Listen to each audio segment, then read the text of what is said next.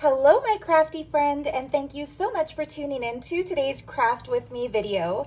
A while ago, I shared with you a very special book that I've been working on, which is kind of a cross between a junk journal and an ephemera holder filled with goodies for my dear friend May from Saudi Arabia. She is my craft BFF.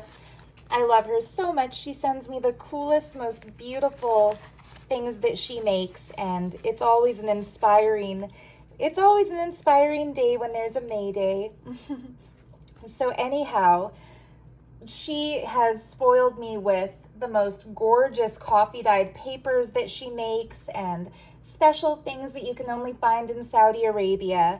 And I want to return the favor by sending some special things you can only find in antique stores and thrifting and special old rummage sales around my part of the world, which is southern Alberta, Canada.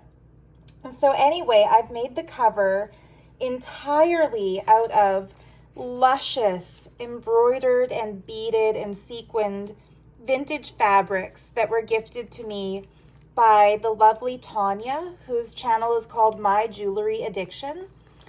She also spoiled me with just unbelievably stunning fabrics and things. And as soon as I saw the fabric with the stars, I thought of May because of the sun, moon, star bracelet that she gifted me. So anyway, when I make a junk journal for Etsy, I like to leave a lot of blank space and places for the future owner to embellish and add to it. But this book for May, I want to be a little bit different. I want it to be fully decorated so that every page is kind of an exciting discovery. And so yeah, I've started filling it up, but I still had some blank pages to work on. She and I both love Princess Diana, and I adore how this page turned out. I found this in a book that I found at a garage sale of all places. Layered it over some Coddy paper that was a gift from the talented, beautiful, my other BFF, Kat Stone. And yeah, I just think it layered so perfectly. And then among my junk jewelry, when I found a pearl drop earring that looked a lot like the one Queen Diana was wearing, I wish she were queen. In my heart, she's the queen. Anyhow, I just knew May would love that because she and I both share a love for Diana. So anyway, I don't want to spoil too much of the book, so I'm going to open straight to the blank page that I want to work on in today's video. I'll do a flip through before I pop this baby in the mail. But yeah, I want to do something to cover up these pages here. And like I said, if this were for Etsy, I would leave this paper as it is so that the future owner can have room to work to add their own collages. I would probably even leave this 1960s advertisement as is. But for May, I want it to be lush and beautiful and full cover. So anyway, I'm going to show you some of the ideas that I've had for this page spread before I get into it. This wonderful peacock from Kat Stone, I was thinking could become a pocket that is glued down on the bottom and in the center, leaving a tuck space here and a tuck space here. And in this tuck space, I was thinking of putting a big old journal card.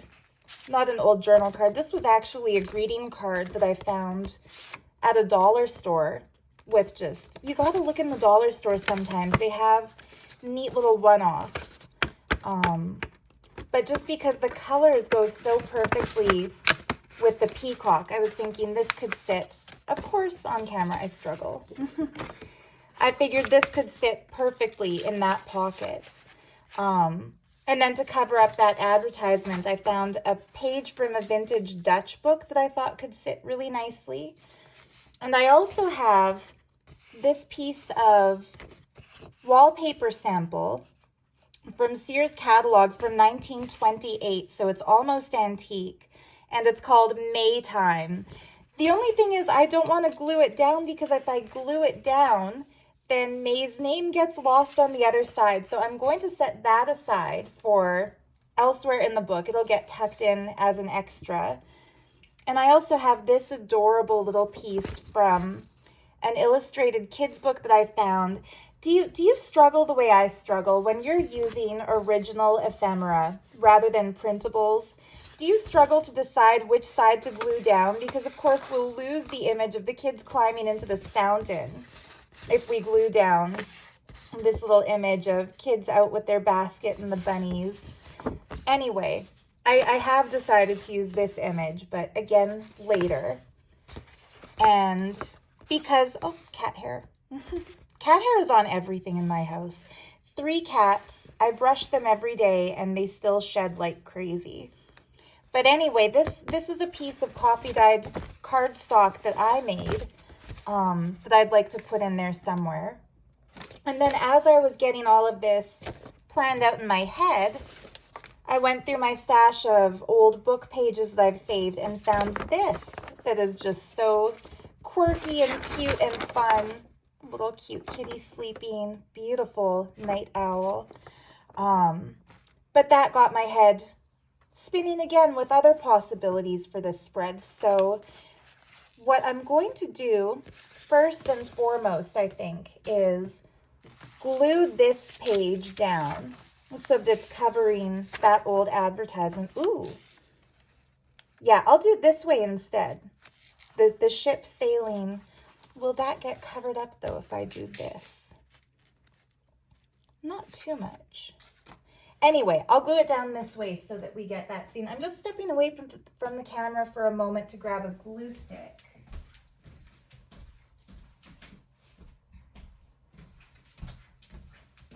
Yeah, the best glue sticks in the world, not sponsored. That was a gift from Cat Stone, and I haven't been able to find these exact glue sticks in Canada, so if you know where to buy them, let me know.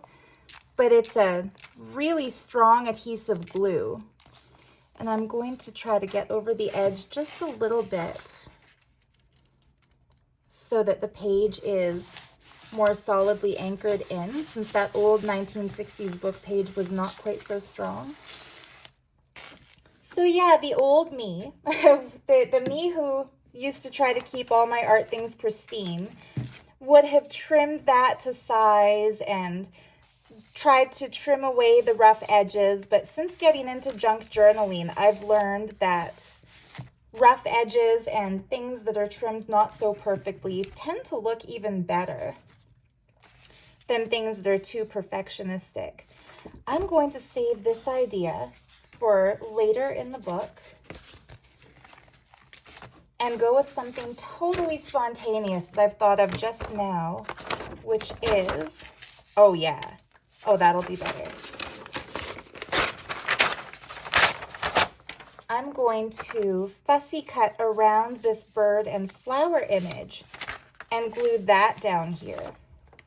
So I've got my favorite scissors in the world. These were also from Cat, and I'm going to try to cut on camera so you can see as I go.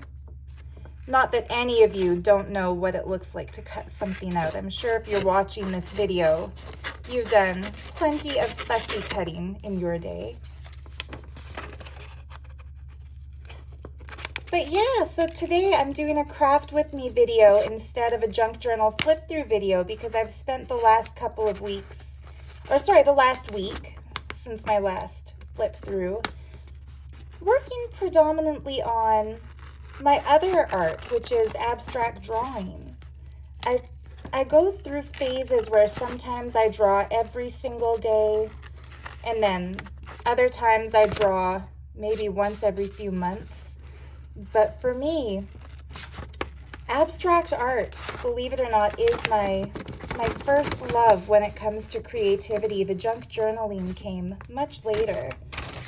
When I went to art school in my early 20s, well, when I was 20 years old, I thought for sure I was going to be an abstract artist. That was my plan for my life.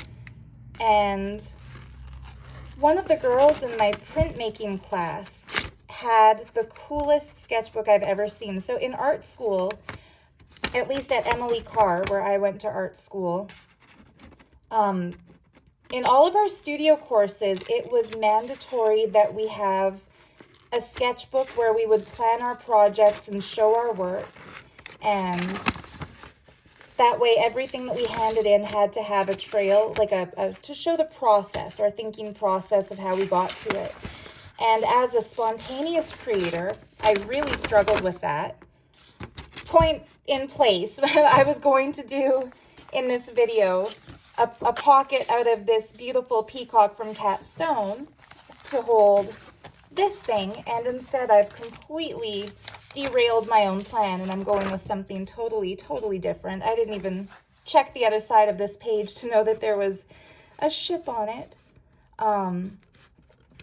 So you can see I don't plan my work ahead of time. I kind of just dive into it and go, which to each their own, right?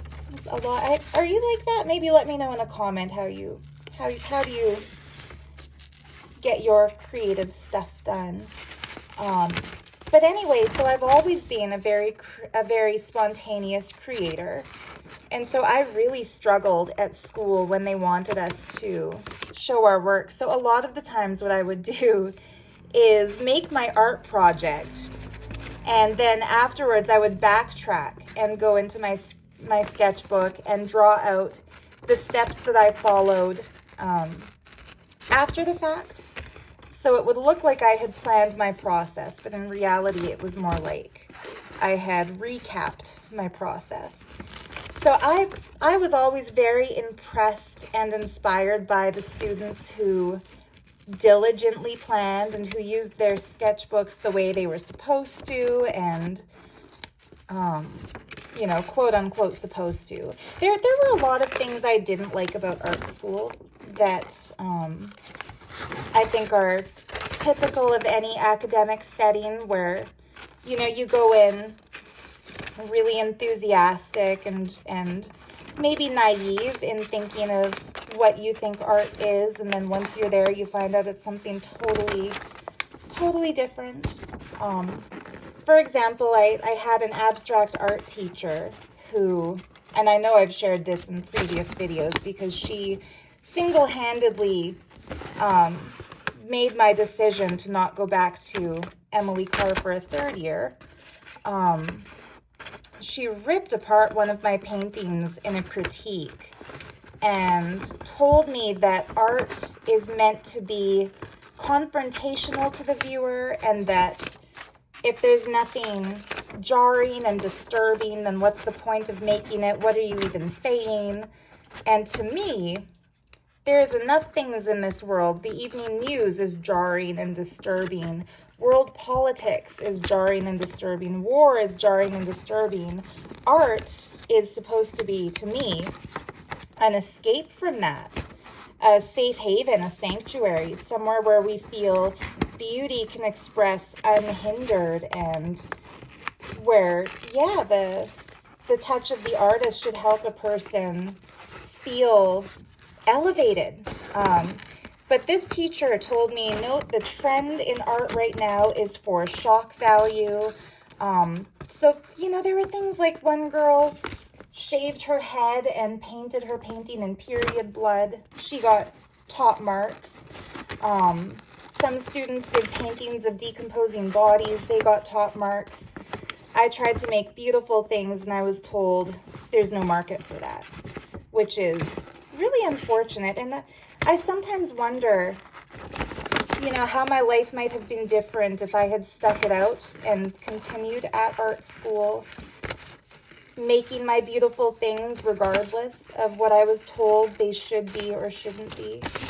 But I do think I'm probably a happier creator living as an island, you know, doing what I do for the sake of my enjoyment, not for the sake of a grade or a sale or whatever else people say you're supposed to do things for. Anyway, I'm going to get less precise at this end here, and then just boop, boop. The fun thing about junk journals is you don't have to be totally perfect with your edges. But yeah, one of the girls in my printmaking class at art school had the coolest sketchbook of all of us, and hers, each page was different. There was graph paper, there was tracing paper, there were magazine pages randomly sewn into it. The cover was a collage of patchwork quilt-looking squares, and we guffawed all over it. Okay. Inside joke. So the word guffaw means laugh at someone, right? One of my aunties did not know that and thought the word guffaw was the same as admired or you know, raved about. And so she once said that someone had guffawed all over her beautiful new dress. And it's been an inside joke in my family ever since, that when we want to say someone praised something, we'll say we guffawed all over it. Oh yeah, look at that. See, spontaneous ideas. Sometimes they can turn out looking the best, in my not so humble opinion. So anyway, I'm thinking, do I want to glue? Yeah, I want to glue this down properly. So, oops, I'm sorry I had to lose that little owl in the process. This is what I mean about when you have to decide which side of a book page to use. There's always something that gets lost in the process, but I don't know. I've learned to decide it's worth it.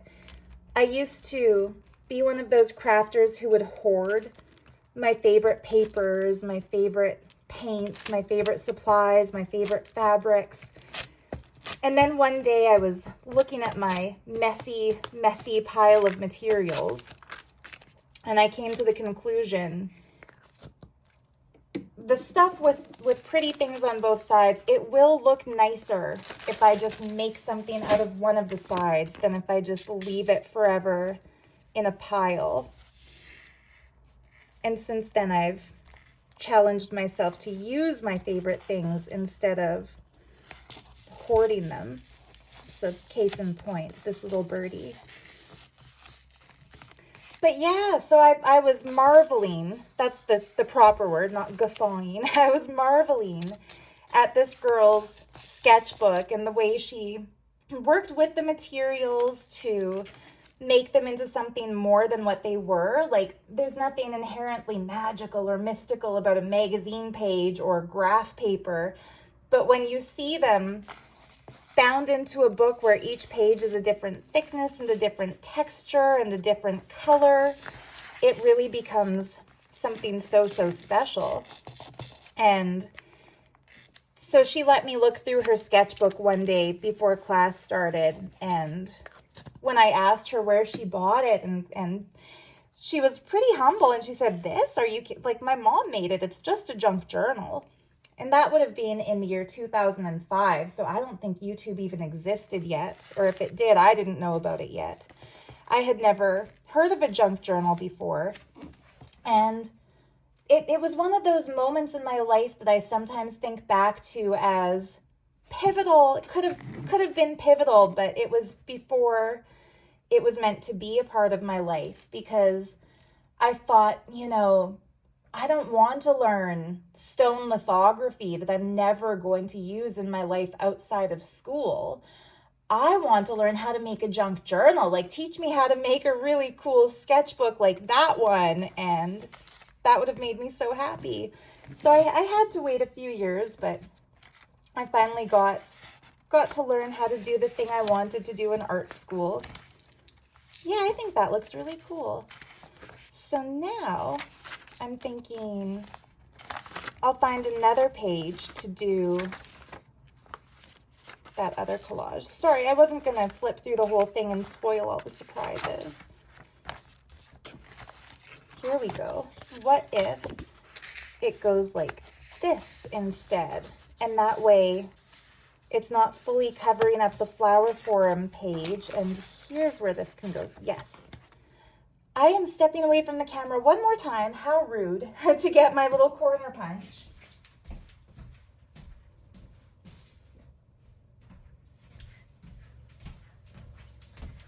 But But yeah, life is full of those decisions that we make. And I sometimes think, you know, artists who do large-scale paintings and such make a lot more money than artists who make handmade books and such. So I sometimes wonder how my life would have been if I hadn't had that unfortunate shock value snob of a painting instructor. I don't like to call her a teacher. She didn't really teach anything. She more dissuaded us from our natural creative tendencies. But yeah, I sometimes wonder how life might have been differently if I had kept up with the academic route. But when it comes to making a book like this one and connecting with amazing journal artists from around the world on YouTube and other creative individuals like Tanya at My Jewelry Addiction, who blessed me with that package of stunning, stunning things. May from Saudi Arabia, like how would I have ever come to know her if I hadn't ditched art school and pursued my own passions instead? Yeah, I think when it all comes down to it, we all probably have things that we regret in our lives and things that we wonder what if and coulda, woulda, shoulda.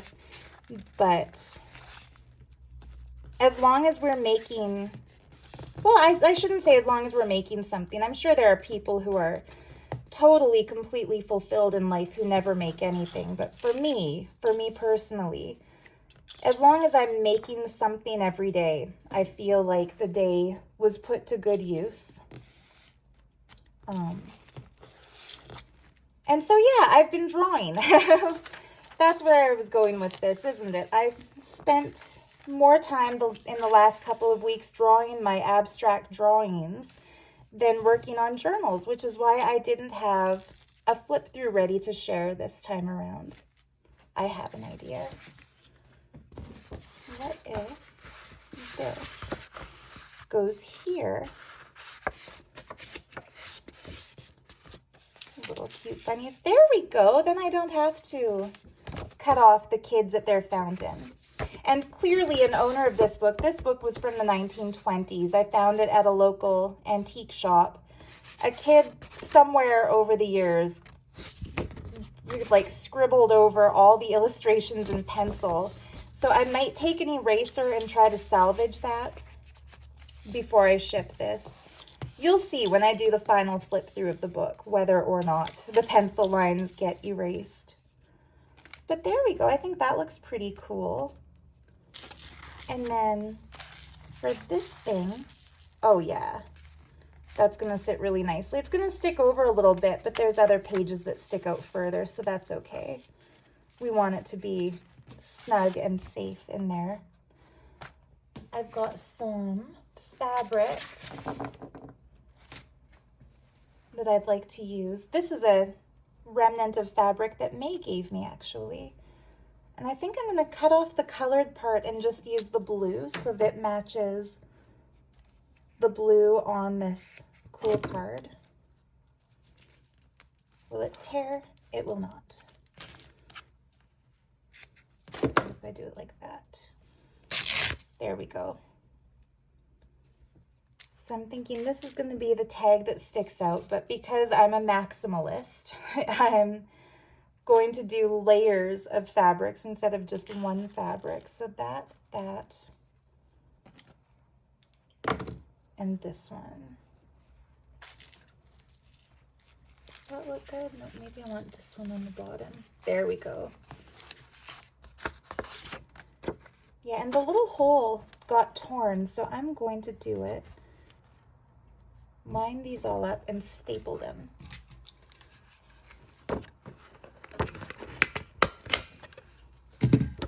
And that way it bypasses the hole. I'm going to do a couple staples so it's really secure. And I'll probably find a little piece of junk jewelry to cover the staple up with, the staples.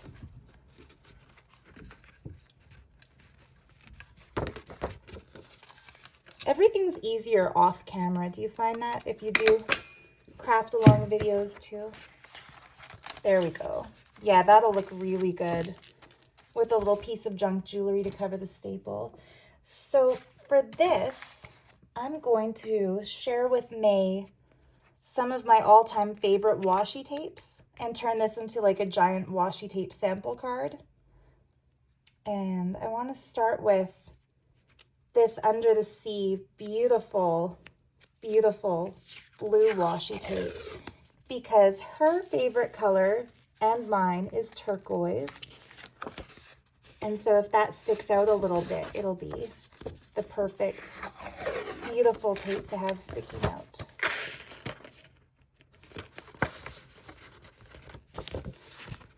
So yeah, I sometimes think back to my art school years, and I was quite unhappy at art school.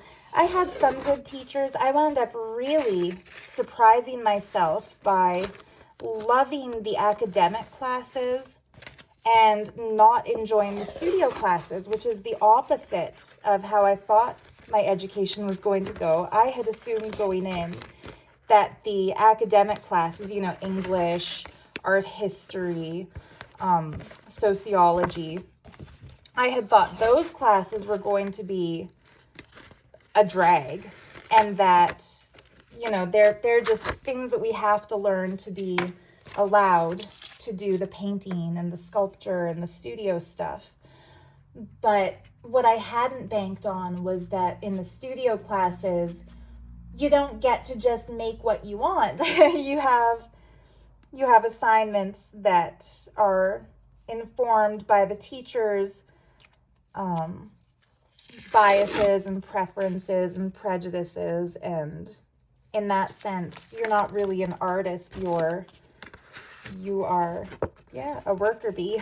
That's how it felt to me anyway.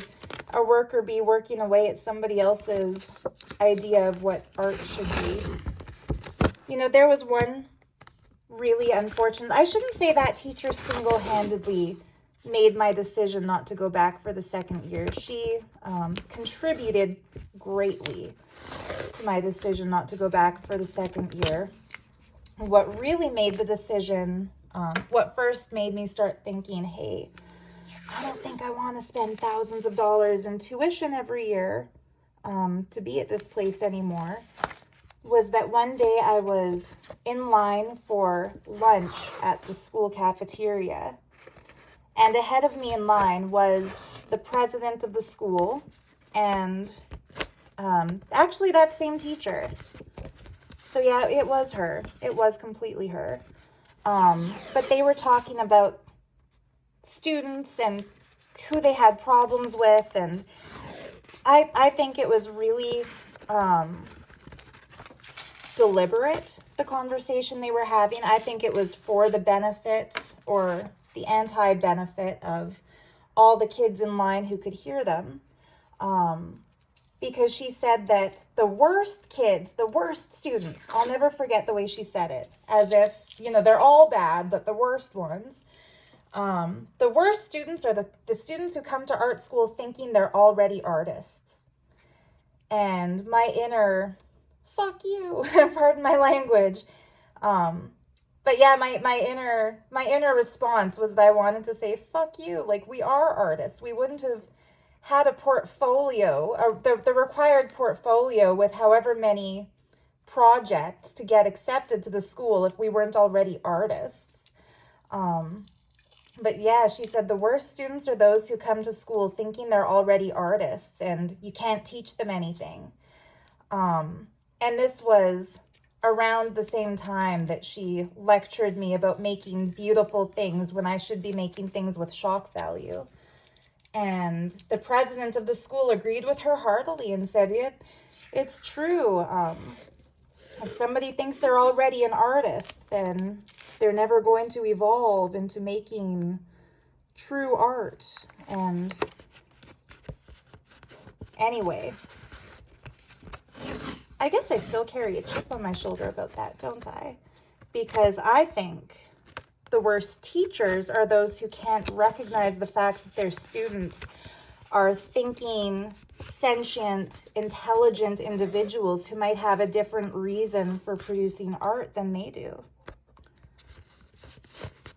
But anyway, I remember that teacher telling all of us that she had been invited to exhibit in New York, and that, you know, it would have been a solo show and an opportunity of a lifetime, but that she turned it down because she had a husband and a baby. And I remember thinking, oh, so she's bitter. She's bitter. She doesn't want anybody else to have opportunities because she's not able to take those offered to her. This is my favorite washi tape. I'm going to send a little happy mail to Cat Stone with it too, because she's the other cat lover in my life. She and May. I love this one with all the cute kitties. So yeah, a card full of washi tape that she can use. Like I said, I wanted this book to be less of a junk journal and more of an ephemera holder, so that it's filled with materials and stuff.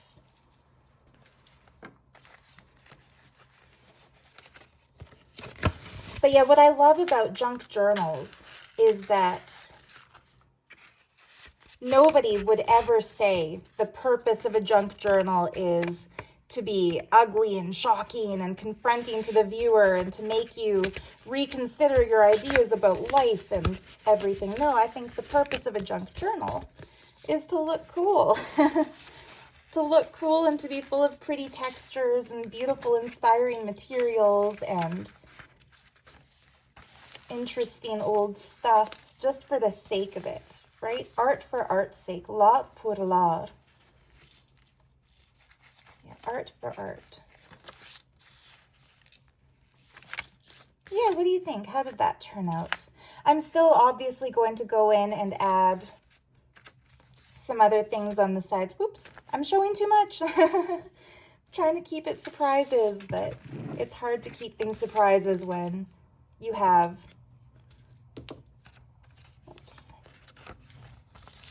a book like this in front of you that you just want to open to every page. So yeah, I think I might... Do I want to paint this bird blue? No, I think every bird is beautiful, right? Bluebirds of happiness might be things I add into every book, which I will add into May's, but not every bird needs to be blue. Let's just see. Oh yeah. So I'm going to fold this gorgeous Maytime paper. This is one of my favorites. So one of the printable kits in my Etsy shop is called Sears catalog wallpaper samples. I forget what it's called. It's every single Sears wallpaper sample that came in that old wallpaper sample book. I just noticed that beautiful butterfly there. So that's the side I'll tuck it to instead of this side. Oh, then again, that looks really pretty, doesn't it? The flower sprays are the same colors. I just noticed that. The dusty dark rose and the purple. Oh yeah, that's pretty. The butterfly is pretty too though, isn't it? You know what? The butterfly side wins because we have a butterfly here and a butterfly there. Butterfly, butterfly everywhere.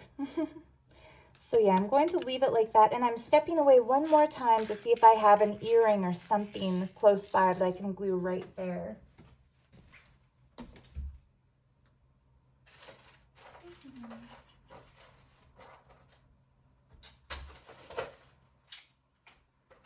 Maybe I'll go grab my junk. Oh no, wait, here we go. My mom gave me a necklace of hers that broke, and she said, I don't want you to fix it for me. I want you to cut it up and use it in your journals. So I'm thinking these little flowers. Oh yeah, that's the perfect color for that spot. Yeah, isn't that so much better than Staples? Yeah, I think people who become teachers, they should become teachers because their goal is to inspire students and nurture the individuality of their students, not to demoralize people and make them feel like they're inferior if they have a different way of doing things than the teacher does. Anyhow, I'd say, but that's just me. However, I think that's most of us, right? Well, there we go. So 1920s, cute little illustration. 1928, gorgeous wallpaper sample called Maytime. A bunch of washi tapes with, yeah, that pretty little broken jewelry piece. Oh, I'm going to have to show this to my mom, how perfectly the colors in her broken necklace went with those little stick-up parts.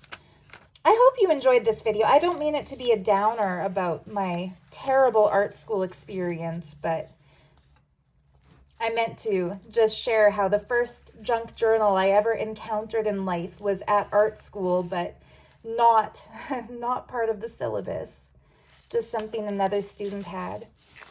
I've thought of covering this too, but I actually think it looks really awesome. Look what you got for 20 bucks back then. 1998, and you get every pot and pen you could ever possibly need. It's kind of fun to look at those. So yeah, I'm just gonna end the video here and step away because the glue definitely needs to dry in this book. Actually, I'll close the book. No, I will not. If I close it, then the Maytime paper is going to stick to the Fabri-Tac holding those in place. So now I'm going to leave it open, but end the video here for this week.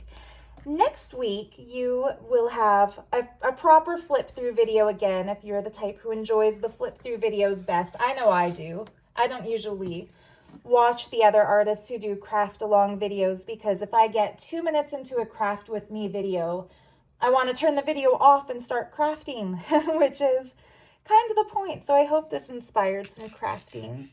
You know, and if you're an artist who makes art for shock value and to disturb the viewer, you know, more power to you, nothing against that. But yeah, I like the stuff that's for the sake of beauty and for the sake of inspiration and for the sake of feeling good. Like I said, there's enough negativity in the world. Art should be a space where we feel nurtured in our appreciation for beauty and not shamed or jarred or agitated or, you know, anxious or any of those other negative emotions. I think art should be to inspire positivity. And that's what I love about the YouTube art community. You know, art like Kat Stone's beautiful paper dolls and her mermaids that she's been working on. If you don't follow her on Instagram yet, you should, because she posts the most gorgeous things. And May with her stunning fabrics and luscious materials that she sends from Saudi Arabia to some of us around the world who are so beautiful, so blessed to receive the beauty. Yeah, I hope that's what my work does. I've never really made a formal artist statement or mission statement for what I do, but maybe if I were to formulate one right now as a last little thing before I end the video, my mission statement should be, I want my journals to awaken inspiration in those who see them, to find beauty in objects that otherwise would be discarded, you know, like this old magazine spread from the 1960s that shows just a bunch of cookware. To a lot of people, it's a crumbling old book with yellow-edged pages that would be, you know, fit for the recycling bin. Some old kids' book that kids had colored and drawn in. There are still salvageable, gorgeous illustrations that can be cut out, you know? A book you find in a 25-cent bin at the thrift store because the spine got ripped off and it has pages missing. Well, the rest of the pages can still be used for something stunning. And so I hope that instead of confronting the viewer with something jarring, that these books inspire the viewer with something beautiful. And yeah, and hopefully help brighten someone's day. So there we go. I hope this gave you some creative inspiration, and yay! I hoped that little bit of turquoise would stick out. That's why I put that tape on the top, and it does. So yeah, thank you so much for watching. So much love to you. Let me know if you went to art school or if you went to any type of school, how was your education experience? It would be nice to hear some good school stories or good teacher stories. I've got good ones too, by the way. I've had some amazing teachers throughout my life that I'll talk about next time.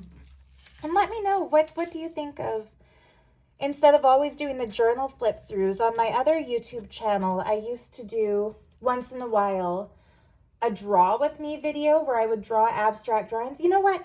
Hold that thought. I'm going to grab my book.